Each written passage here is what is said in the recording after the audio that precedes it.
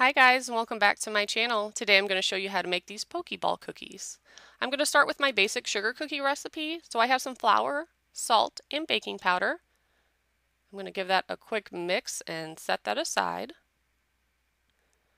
Next I'm going to cream together my butter and my sugar. Then I'm going to add in an egg and some vanilla extract.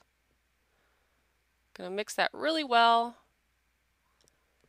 And then you can start to add in your dry ingredients. I always add mine a little bit at a time, and then I'll stop to scrape down the sides of the bowl and then add some more of the dry ingredients.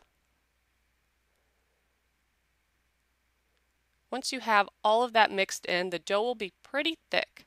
So at that point I add in some heavy whipping cream and mix that to combined. Then your dough is ready. There's no need to chill the sugar cookie dough. So on a silicone baking mat, I'm going to add a little bit of flour. And if it starts to stick at all to your rolling pin, just add a little bit of flour on top. And using any kind of round cookie cutter, I'm actually going to use a round biscuit cutter to make my Pokeball cookies. And I think the key to making really good sugar cookies is to make them kind of thick. So I'm going to preheat my oven to 350 degrees and bake these for about 8 to 10 minutes, just depending on how thick you make them. This is what they look like when they come out of the oven. They're set on top, so I'm going to let them cool for a little bit.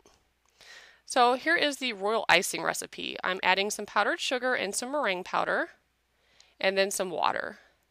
And I'm going to mix that for about 10 minutes or so.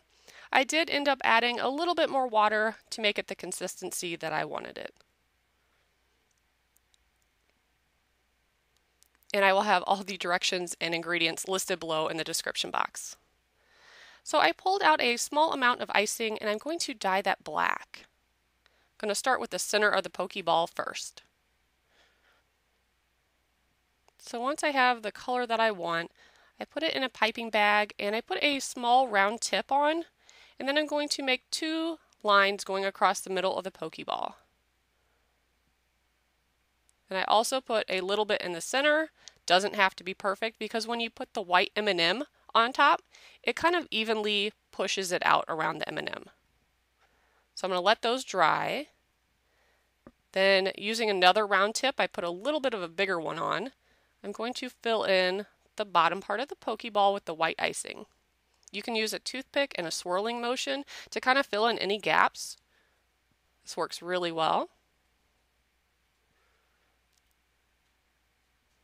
And then this is what they look like when they're still wet. They'll be a little glossy, but as they dry, it'll kind of smooth out a little bit. So with the remaining of the icing, I dyed it red.